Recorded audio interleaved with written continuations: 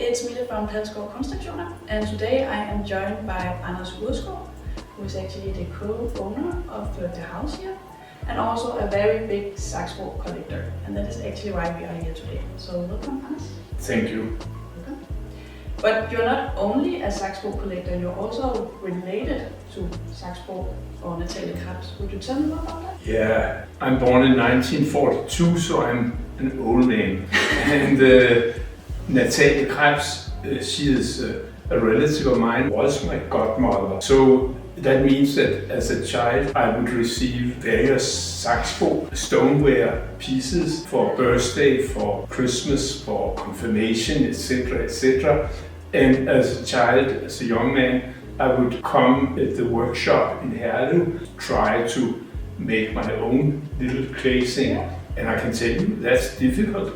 So it's not just easy. So since you were brought up with Saxbo and you actually did it in your spare time as a little boy, the collecting kind of started from when you were little? You just Later on I started collecting, buying now and then, and the years when I made a little more money after student and before retirement, then I bought a Saxbo. And I think what happened to me was what happened to many people, that I'm a gatherer and was gathering a big collection of Saxbo. It went a little crazy. I think I had around 1,000 Saxbo pieces, both at home and down in the basement. So I enjoyed having them. What do you think defines a true Saxbo piece? I would say two things.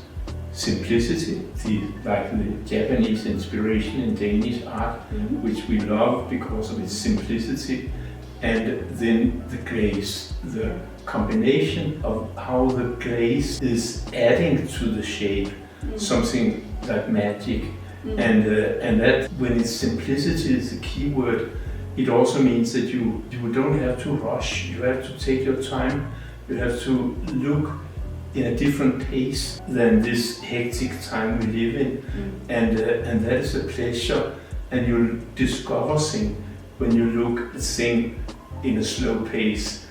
So I would say that it helps us reduce our pace, and that we will really enjoy those Saxbo ceramics by reducing our pace and feeling it, hopefully looking at it, observing it, let it sink into the soul. That's important. That was beautiful.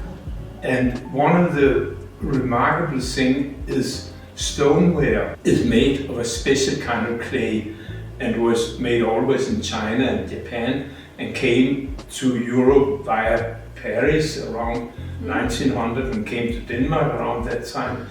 The special thing is that it's stoneware, so it's a very solid and heavy, and the glaze is very special because it is, I don't know the English word, but it is sintra, meaning that it merged together, so the color and the clay create a unit to a very large extent.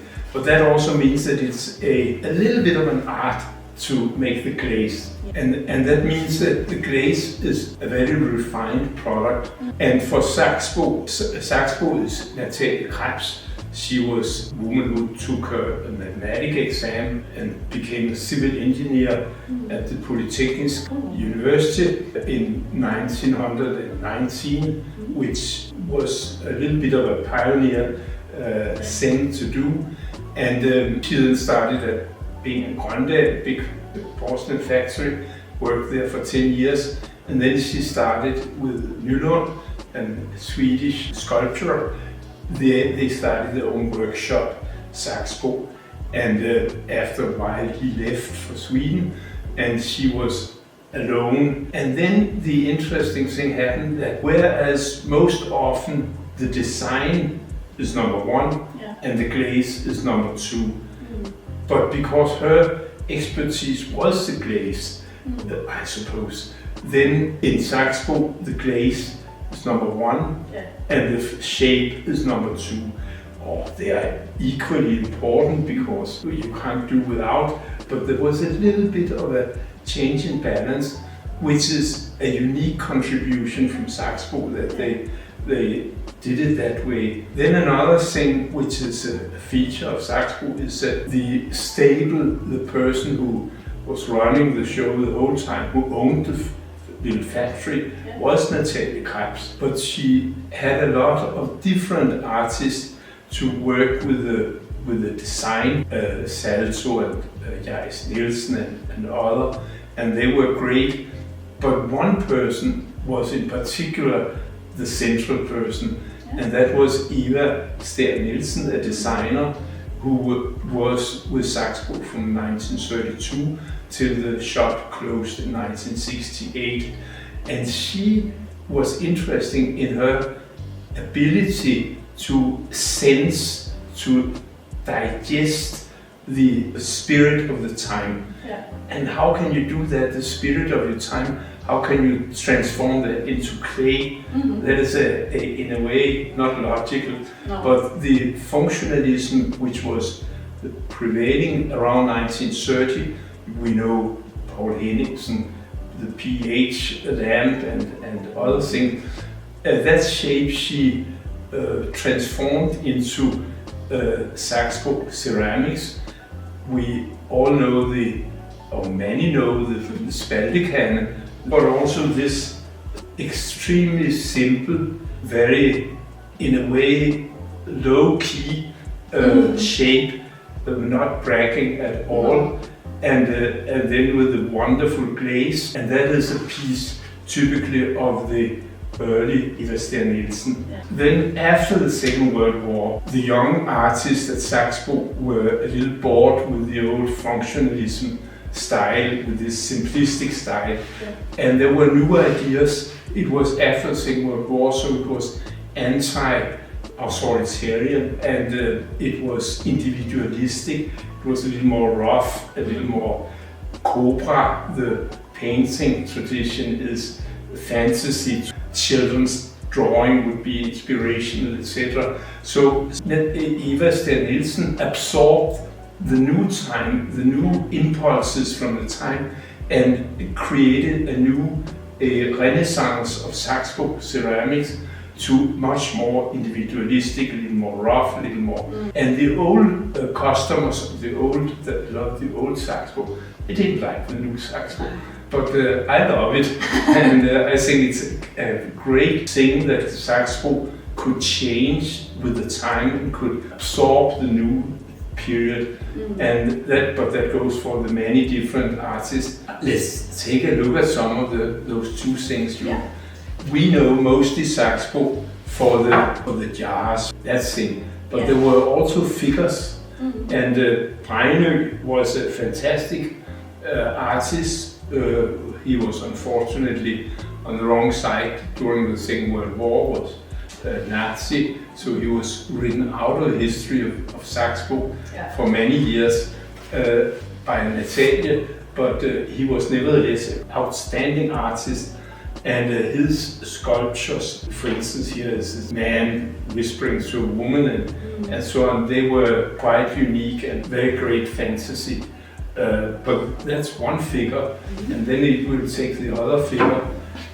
And Hugo Lisberg, a wonderful artist whose speciality was animals, and his speciality in my opinion, within animals, is the ability to combine the animal with movement. And his ability to make animals moving is quite unique. So to some extent, perhaps the animals and the figures have been underestimated, but they are part of the heritage from Saxbo. And also, the little thing is that the colors, the glaze, they are mostly in 5 families: white, yellow, brown, blue, and green.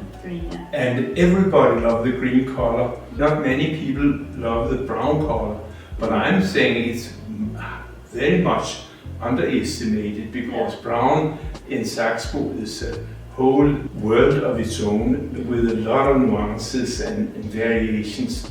So that shouldn't be underestimated. Is there any piece from your collection that you would never get rid of, never sell? Probably. I have a big vase which right now is clay, but I'll get it back because I didn't sell it. No. And Nathalie Krebs, she was asked by Victoria and Albert Museum in London to send some vases, and she sent that one, and she sent in a letter.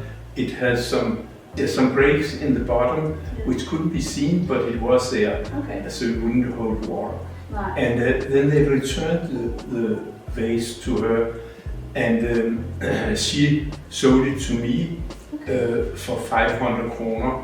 But I was a poor student, so I were allowed to pay it in installment, and it valued much higher now.